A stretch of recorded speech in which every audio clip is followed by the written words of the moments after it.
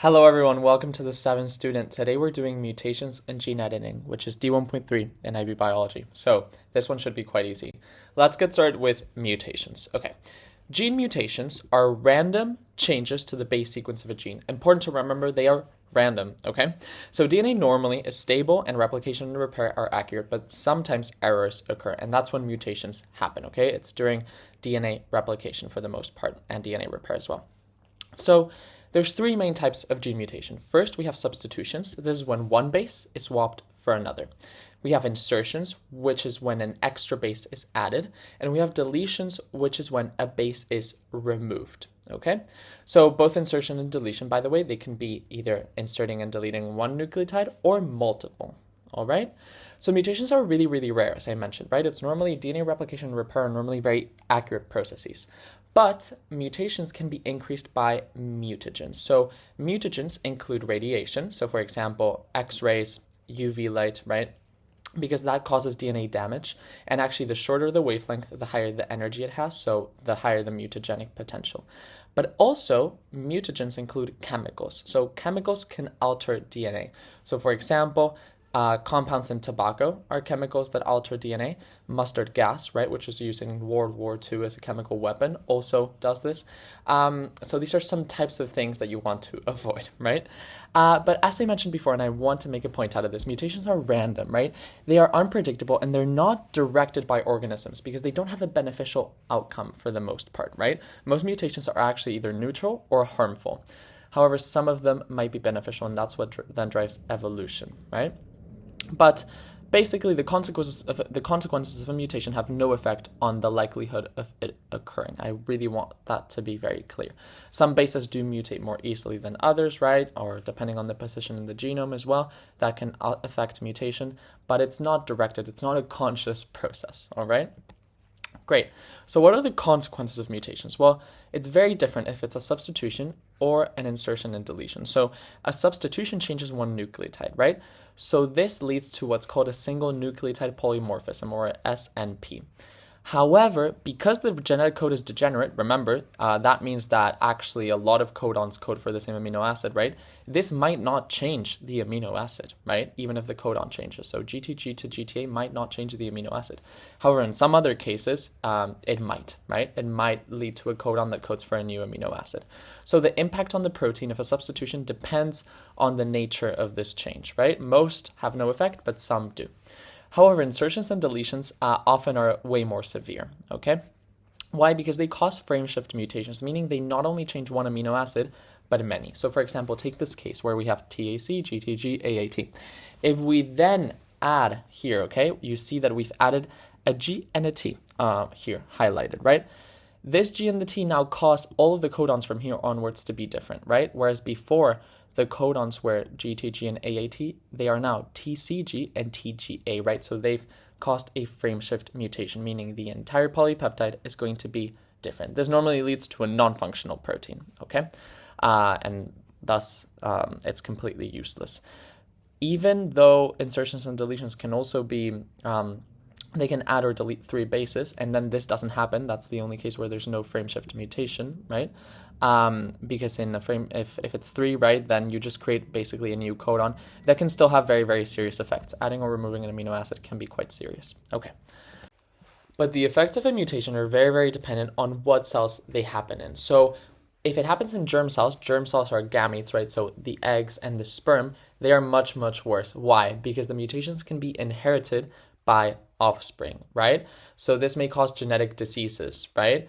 Although sometimes it could be advantageous for the most part. As we said, it's not. However, if it happens in somatic cells are all body cells except the gametes, right? Then it's not inherited. So the mutation dies with the individual. It can lead to cancer, but once again, that's not inherited, right?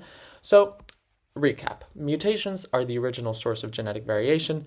Most are neutral or harmful. Some are good, right? And they provide the raw material for natural selection because they increase the number of alleles of genes in a population, and that means that some might be better adapted than others, right? Without mutation, evolution would stop completely.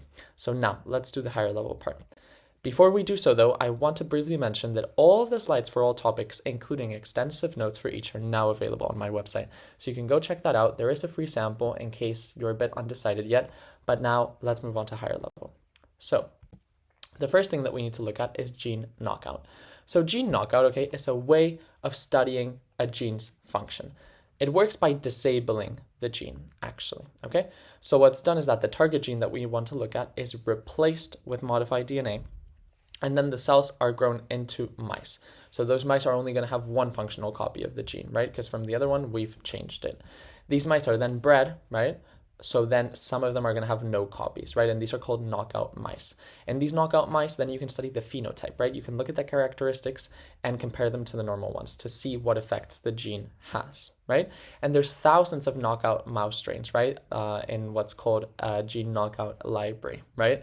Meaning you can choose the one you're interested in to analyze that function of the gene.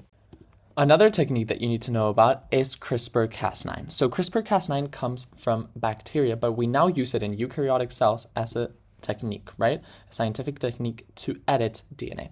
So basically how it works is that Cas9 is an enzyme that can cut DNA at a specific location. Which specific location? Well, basically, it's guided by this gRNA, which is called a guide RNA, okay? So the guide RNA matches the target sequence of DNA that you want to target, and then the Cas9 cuts there. So simply how this works, okay, is that we as humans have then edited this system, which again originates from bacteria, to be able to edit DNA like it's a Word document. So we have this PEG RNA, okay, and this reverse transcriptase attached to the system, right? As you probably know, reverse transcriptase takes RNA and makes it into DNA. So we have our PEG RNA, right, which is the one that we're interested in. And what the system is going to do is it's going to reverse transcriptase that into DNA and then insert it in the break caused by Cas9, okay? Meaning we can edit DNA, and this can be used to correct mutations such as the ones in sickle cell anemia, okay? I know this is complex. Any questions on this? Leave them in the comments. And here's the last thing you need to know, which are highly conserved genes. Now, highly conserved sequences in DNA, right? What that means is that they remain similar across very long evolutionary timescales. So very distant species have the same genes. There's two hypotheses for why this might be the case. The first is the functional hypothesis, right? Number one. What this says is that those sequences, those genes, right, are essential for life. So because it's so critical, right, their function, it remains unchanged over time. Basically, those that get a mutation die, right? So they don't pass it on to the progeny. And then the second is the mutation rate hypothesis, which just says that some regions in the genome, right, have naturally lower mutation rates, meaning the sequences are more conserved. An example of this is the HAC-NS1 gene, spelled HAC-NS1 gene, right? It's a very, very highly conserved sequence found in both birds and mammals. Great. As always, let's do some questions. So the first one is, which type of mutation is most likely to cause a frame shift? And as always, you can pause now to think, but I'm going to count down from 3 and give the answer. So 3, 2, and 1. An insertion of one base, right? If you insert 3 bases, then you create a completely new codon. It's not actually a frame shift, but if you insert 1, then everything after that, right, all the codons are moved along by 1, so they all change, right? A base substitution does not do that, right? It might change the amino acid or not, but it's never a frame shift. Okay. Then why are mutations in germ cells more significant than those in somatic cells? Again, 3, 2, and 1. C, because remember that germ cells, right, are gametes, so they're passed on to offspring, whereas somatic cells are all other body cells, so they die with the individual. That is why they're less significant, the somatic ones, of course. Okay, and finally, what is one hypothesis for the presence of highly conserved DNA sequences across species? We just went through this. So 3, 2, and 1. So they are required for essential functions, right? And thus are under constant selective pressure. That's one hypothesis, right? Remember, the other one is that some parts of the genome just don't mutate as much. But it's not that they have no function, right? If they have no function, then it's actually not very likely that they would be conserved over time. They result from frequent gene duplication events. That doesn't make sense, right? Because even if you duplicate genes, then they could still diverge throughout time, right? And then they are copied into RNA only during cell division. That just makes no sense, right? We're talking about DNA, not RNA here. It's DNA being conserved and mutations, which has nothing to do with RNA. Okay, brilliant. So this is the end of this topic. Again, please, any questions, leave them in the comments. I'll be happy to respond. Until then, I'll see you next week for the next video.